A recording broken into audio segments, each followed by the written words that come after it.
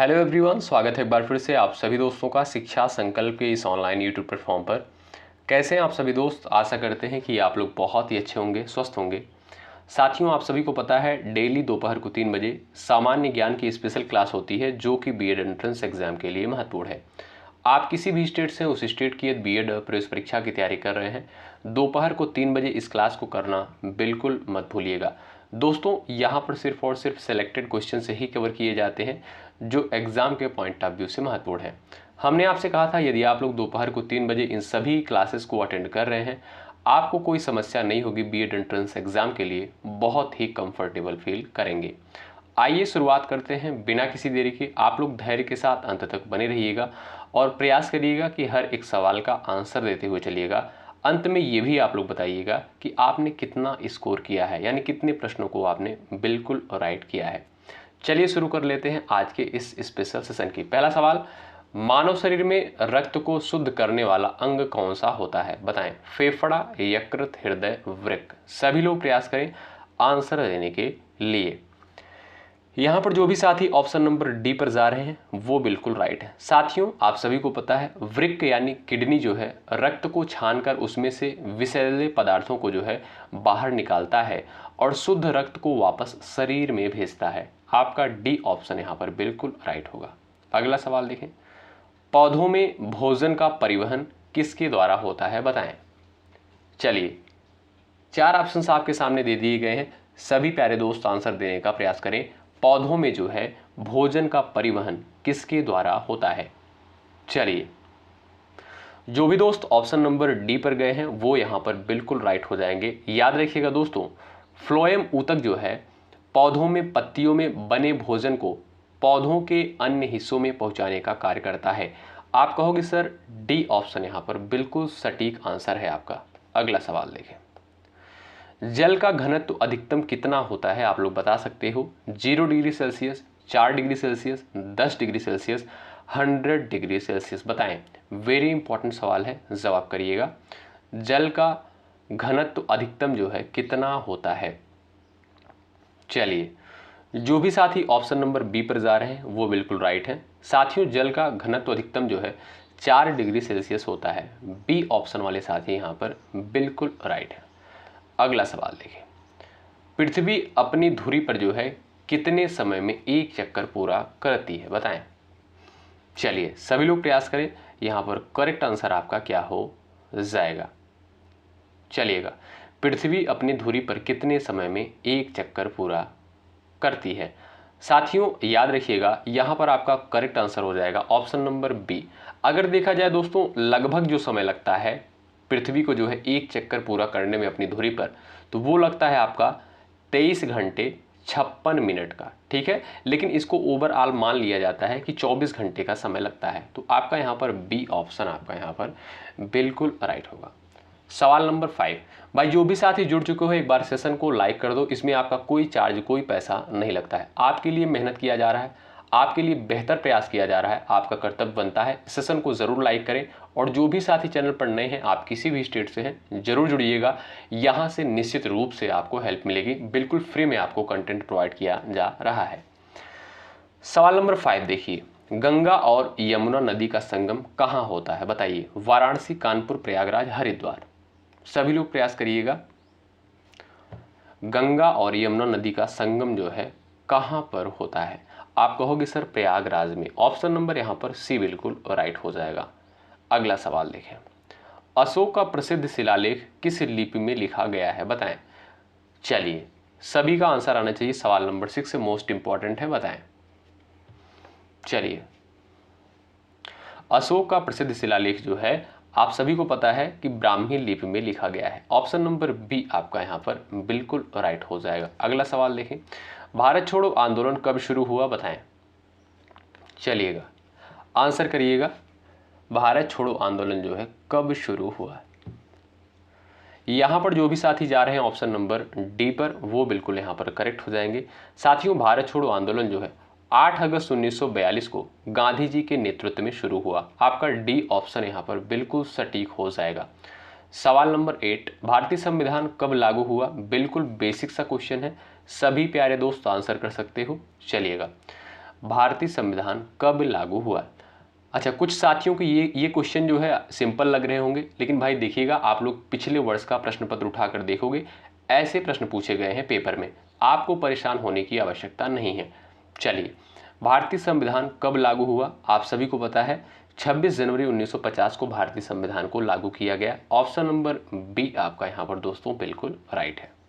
अगला सवाल देखें, भारत में संसदीय प्रणाली किस देश से ली गई है? बताएं। अमेरिका, फ्रांस, ब्रिटेन, रूस। सभी लोग आंसर देने का प्रयास करें, इंपॉर्टेंट क्वेश्चन है एग्जाम के पॉइंट ऑफ व्यू से, बताइएगा। चलिए, भारत में जो है संसदीय प्रणाली किस देश से ग्रहण करी गई है? जो भी दोस्त गए हैं ऑप्शन नंबर सी पर, वो बिल्कुल राइट है। साथियों, ब्रिटेन के संविधान से जो है संसदीय प्रणाली ग्रहण करी गई है। ऑप्शन नंबर सी बिल्कुल राइट हो जाएगा। और आपको ये भी पता होना चाहिए, ब्रिटेन का जो संविधान है दोस्तों, ये अलिखित संविधान की श्रेणी में आता है। तो आपका सी ऑप्शन यहाँ पर करेक्ट। अगला सवाल देखिए, सवाल नंबर 10। भारत में पंचवर्षीय योजना का शुभारंभ जो है कब हुआ? बताएं। चलिए, भारत में जो है पंचवर्षीय योजना का शुभारंभ जो है कब होता है? 1950, 51, 55, 56। बताएं। चलिए, जो भी दोस्त गए हैं ऑप्शन नंबर बी पर, वो बिल्कुल राइट है। 1951 में जो है भारत में पंचवर्षीय योजना का शुभारंभ होता है। आपका यहाँ पर बी ऑप्शन बिल्कुल राइट है। अगला सवाल देखिएगा, भारतीय रिजर्व बैंक की स्थापना कब हुई? बताइए। 1930 में, 35 में, 47 में, 50 में। चलिए, सभी दोस्त आंसर करें, भारतीय रिजर्व बैंक की स्थापना जो है कब होती है? चलिए भाई, प्रयास करिएगा। साथियों, आप सभी को पता है 1 अप्रैल 1935 को जो है भारतीय रिजर्व बैंक की स्थापना की जाती है। तो आपका बी ऑप्शन यहाँ पर बिल्कुल सटीक आंसर होगा। अगला सवाल देखें, चुंबकीय क्षेत्र की इकाई क्या है? बताइए। लास्ट में अपना नाम स्कोर आप लोग जरूर बताइएगा कि आपने कितने सवालों को बिल्कुल राइट किया है। चलिए, आंसर करें। चुंबकीय क्षेत्र की इकाई क्या होती है? आप कहोगे सर टेस्ला जो होती है चुंबकीय क्षेत्र की इकाई होती है। ऑप्शन नंबर सी वाले साथी यहाँ पर बिल्कुल करेक्ट है। अगला सवाल, प्रकाश का अपवर्तन किस कारण होता है? बताएं। परावर्तन के कारण, गति में परिवर्तन के कारण, माध्यम परिवर्तन के कारण, ऊर्जा के कारण। बताएं, प्रकाश का अपवर्तन किस कारण से होता है? आप कहोगे सर माध्यम परिवर्तन के कारण जो है प्रकाश का अपवर्तन होता है। सी ऑप्शन आपका यहाँ पर बिल्कुल राइट हो जाएगा। अगला सवाल देखें, सवाल नंबर 14 मोस्ट इंपॉर्टेंट क्वेश्चन है, एग्जाम में पूछा गया है। जैसे रूस की क्रांति हो गई, फ्रांस की क्रांति हो गई, सवाल बनता है पेपर में यहाँ सा। चलिए, सवाल नंबर 14 का आंसर करें आप लोग फटाफट। फ्रांसीसी क्रांति कब हुई? बताएं। सभी लोग आंसर करें। चलिए, यहाँ पर सभी का आंसर आना चाहिए, फ्रांसीसी क्रांति जो है कब हुई? आप सभी को पता होना चाहिए 1789 में। ऑप्शन नंबर सी दोस्तों आपका यहाँ पर बिल्कुल करेक्ट हो जाएगा। फ्रांसीसी क्रांति जो है 1789 में शुरू हुई, जिसने जो है लोकतंत्र और समानता के विचारों को जन्म दिया। ऑप्शन नंबर सी आपका बिल्कुल राइट। अगला सवाल देखो, औद्योगिक क्रांति का प्रारंभ किस देश में हुआ? सवाल पूछा गया है पेपर में, बताइए। सभी लोग प्रयास करें, औद्योगिक क्रांति का प्रारंभ जो है किस देश में हुआ? इंपॉर्टेंट क्वेश्चन है। चलिएगा, आंसर कर सकते हो आप सभी प्यारे दोस्त। जो भी साथी जा रहे हैं ऑप्शन नंबर यहाँ पर सी पर, वो बिल्कुल यहाँ पर करेक्ट हो जाएंगे। साथियों, औद्योगिक क्रांति सबसे पहले जो है ब्रिटेन में 18वीं शताब्दी में शुरू हुई। ऑप्शन नंबर सी आपका राइट हो जाएगा। सवाल नंबर 16 देखिएगा, चंद्रगुप्त मौर्य को सिंहासन पर बैठाने में किसका प्रमुख योगदान था? बताएं। कौटिल्य, बिंदुसार, अशोक, विशाखदत्त। सभी साथी आंसर देने का प्रयास करें। इस सवाल का करेक्ट आंसर क्या हो जाएगा? बताएं। चलिए, चंद्रगुप्त मौर्य को सिंहासन पर बैठाने में किसका प्रमुख योगदान था? कौटिल्य, यानी जिसे चाणक्य बोलते हो। ऑप्शन नंबर आपका यहाँ पर ए बिल्कुल राइट हो जाएगा। चाणक्य ने जो है दोस्तों चंद्रगुप्त मौर्य को जो है मौर्य साम्राज्य की स्थापना में मार्गदर्शन दिया था। ऑप्शन नंबर ए आपका राइट। अगला सवाल, इंकलाब जिंदाबाद का नारा किसके द्वारा दिया गया था? बताएं। सुभाष चंद्र बोस, भगत सिंह, बाल गंगाधर तिलक, महात्मा गांधी। चलिए, इंकलाब जिंदाबाद का नारा किसके द्वारा दिया गया था? बताएं। आप कहोगे सर यहां पर राइट आंसर हो जाएगा Bhagat Singh. Option number B आपका यहां पर बिल्कुल राइट है। इंकलाब जिंदाबाद का नारा भगत सिंह के द्वारा दिया गया। अगला सवाल देखें, साबरमती आश्रम किस शहर में स्थित है बताएं। मुंबई, पुणे, अहमदाबाद, नागपुर में। सभी लोग आंसर करें, साबरमती आश्रम जो है किस शहर में स्थित है। चलिएगा, सभी लोग प्रयास करें। यहां पर ऑप्शन नंबर सी वाले दोस्त बिल्कुल राइट हो जाएंगे। साबरमती आश्रम दोस्तों गुजरात के अहमदाबाद में स्थित है, जहां से गांधी जी ने जो है कई आंदोलनों की शुरुआत की। ऑप्शन नंबर आपका सी बिल्कुल सटीक है। अगला सवाल देखो, जलियांवाला बाग हत्याकांड कब हुआ बताएं। ये घटना कब घटित हुई। सभी लोग आंसर कर सकते हो। 1915 में, 17 में, 19 में, 21 में बताएं। सभी लोग आंसर कर सकते हो। चलिए, 13 अप्रैल 1919 को दोस्तों ये घटना कहां पर होती है। पंजाब के अमृतसर में। ऑप्शन नंबर सी आपका यहां पर बिल्कुल करेक्ट होगा। सवाल अगला देखिए, रेगिस्तान की भूमि के रूप में कौन सा राज्य जाना जाता है बताएं। पंजाब, गुजरात, राजस्थान, मध्य प्रदेश। चलिए, सभी लोग आंसर करें भाई। यहां पर रेगिस्तान की भूमि के रूप में कौन सा राज्य जाना जाता है, तो आप कहोगे सर राजस्थान। ऑप्शन नंबर आपका यहां पर सी बिल्कुल सटीक आंसर चला जाएगा। अगला सवाल देखें, भारत का सबसे बड़ा नदी द्वीप माजुली किस नदी पर स्थित है बताएं। सभी लोग प्रयास करें। भारत का सबसे बड़ा नदी द्वीप जो है माजुली किस नदी पर स्थित है और कहां पर, यह भी आप लोग बता सकते हो। गंगा, ब्रह्मपुत्र, यमुना, गोदावरी बताएं। साथियों, आप सभी जानते होंगे माजुली द्वीप ये कहां पर है। ये असम में स्थित है। किस नदी पर स्थित है। ब्रह्मपुत्र। ऑप्शन नंबर बी आपका यहां पर राइट हो जाएगा। अगला सवाल देखें, सूर्य के चारों ओर पृथ्वी के एक चक्कर को क्या कहते हैं बताइए। घूर्णन, परिक्रमण, झुकाव, गति। चलिए, सूर्य के चारों ओर पृथ्वी के एक चक्कर को क्या कहते हैं। आप कहोगे सर परिक्रमण, यानी ऑप्शन नंबर बी आपका यहां पर बी बिल्कुल राइट हो जाएगा। अगला सवाल देखें, सवाल नंबर 23, हरित क्रांति किससे संबंधित है बताएं। दुग्ध उत्पादन, अनाज उत्पादन, मत्स्य पालन, वानिकी बताएं। हरित क्रांति का संबंध जो है किससे है। सभी लोग प्रयास कर सकते हो। यहां पर करेक्ट आंसर आपका क्या हो जाएगा बताएं। चलिएगा, जो भी दोस्त ऑप्शन नंबर बी पर गए हैं वो बिल्कुल यहां पर करेक्ट हो जाएंगे। हरित क्रांति का उद्देश्य साथियों उच्च उपज वाले बीजों द्वारा खाद्यान्न उत्पादन बढ़ाना। ऑप्शन नंबर आपका यहां पर बी बिल्कुल करेक्ट। अगला सवाल देखो, भारत में सबसे अधिक रोजगार देने वाला क्षेत्र कौन सा है बताएं। औद्योगिक क्षेत्र, सेवा क्षेत्र, कृषि क्षेत्र, शिक्षा क्षेत्र। सभी लोग आंसर कर सकते हो। भारत में सबसे अधिक रोजगार देने वाला क्षेत्र जो है कौन सा है। चलिए, यहां पर जो भी दोस्त ऑप्शन नंबर सी पर गए हैं वो बिल्कुल यहां पर करेक्ट हो जाएंगे। साथियों, भारत में जो है अधिकांश जनसंख्या कृषि पर निर्भर करती है, इसलिए यह सबसे अधिक रोजगार देने वाला क्षेत्र माना जाता है। ऑप्शन नंबर सी आपका यहां पर बिल्कुल राइट। अगला सवाल देखो, मानव शरीर में लाल रक्त कोशिकाओं का निर्माण कहां पर होता है बताइए। लाल रक्त कोशिकाओं का निर्माण जो है कहां पर होता है, आंसर कर सकते हैं आप सभी प्यारे दोस्त। चलिए भाई, जिसे आरबीसी बोलते हो आप सभी को पता है। आरबीसी का निर्माण जो है कहां पर होता है। ये इसका निर्माण दोस्तों अस्थि मज्जा यानी ऑप्शन नंबर बी करेक्ट हो जाएगा। बोन मैरो में जो है इसका निर्माण होता है। अगला सवाल देखें, वायुमंडल की कौन सी परत जीवन के लिए महत्वपूर्ण है बताएं। जीवन के लिए बताइएगा कौन सी परत महत्वपूर्ण है बताएं भाई। सभी लोग प्रयास करें। ट्रोपोस्फेयर यानी जिसे क्षोभ मंडल कहते हैं। ऑप्शन नंबर आपका यहां पर दोस्तों ए ऑप्शन बिल्कुल करेक्ट हो जाएगा। साथियों, ट्रोपोस्फेयर जो है वायुमंडल की सबसे निचली परत होती है जहां जीवन, मौसम और जलवायु की क्रियाएं होती हैं। ऑप्शन नंबर आपका यहां पर ए बिल्कुल राइट होगा। अगला सवाल देखें, प्रकाश वर्ष की इकाई क्या है बताएं। सभी को पता होगा भाई, बेसिक क्वेश्चन है, आंसर दे सकते हो। चलिएगा, सभी लोग बताएं प्रकाश वर्ष जो है किसकी इकाई है।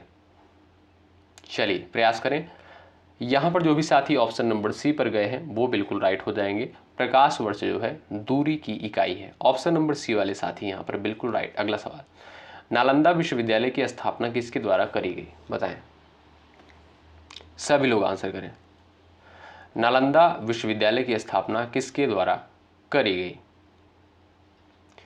यहां पर जिसका ऑप्शन भाई यहां पर जा रहा है ऑप्शन नंबर बी, वो बिल्कुल राइट है। याद रखिएगा, नालंदा विश्वविद्यालय की स्थापना दोस्तों गुप्त वंश के शासक कुमार गुप्त प्रथम ने की थी। ऑप्शन नंबर आपका यहां पर बी बिल्कुल सटीक है। अगला सवाल देखो, भारतीय राष्ट्रीय कांग्रेस का गठन कब हुआ? बताएं।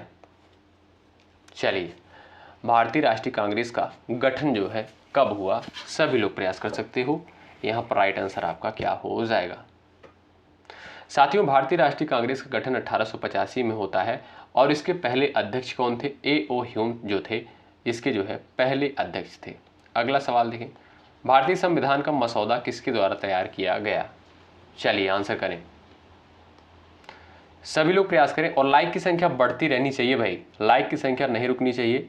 इसमें दोस्तों आपका जो है कोई चार्ज, कोई पैसा नहीं लगता है। लाइक की संख्या आप लोग बढ़ाते चलो। भारतीय संविधान का मसौदा जो है किसने तैयार किया? आप कहोगे सर B.R. अम्बेडकर के द्वारा जो है भारतीय संविधान का मसौदा तैयार किया गया था। ऑप्शन नंबर सी आपका यहाँ पर बिल्कुल राइट हो जाएगा। अगला सवाल देखें, ब्लैक फॉरेस्ट कहाँ पर स्थित है? बताएं। ब्लैक फॉरेस्ट जो है कहाँ पर स्थित है?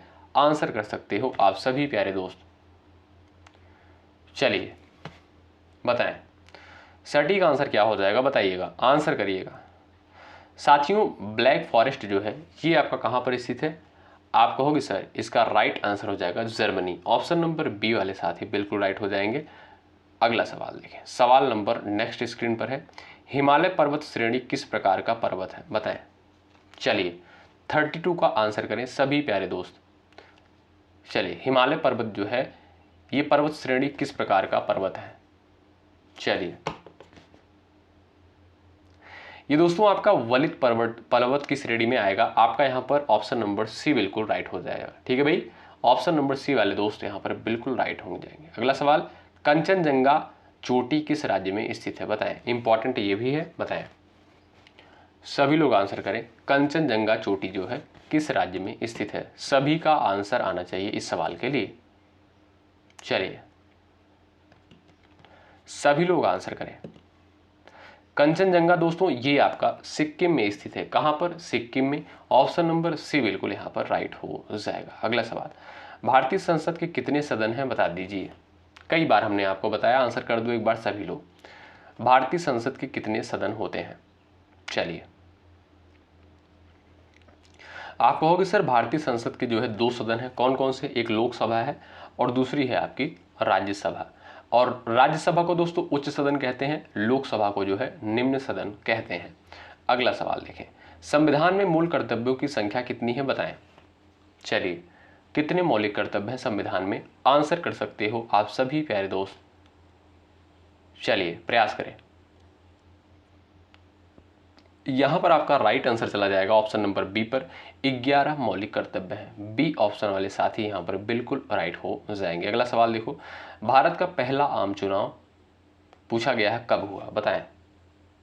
भारत का पहला आम चुनाव जो है कब हुआ? सभी लोग आंसर कर सकते हो। चलिए, ऑप्शन नंबर सी वाले दोस्त यहां पर बिल्कुल राइट हो जाएंगे। जो भी साथी ऑप्शन नंबर सी पर गए हैं वो बिल्कुल करेक्ट। अगला सवाल, भारत का पहला बैंक कौन सा है? बताएं। चलिए, भारत का पहला बैंक जो है कौन सा है? सभी लोग प्रयास करें। Reserve bank of India, bank of Hindustan, state bank of India, Punjab national bank. यहां पर आपका राइट आंसर हो जाएगा bank of Hindustan. B option बिल्कुल करेक्ट हो जाएगा। इसकी स्थापना दोस्तों कब होती है? 1770 में।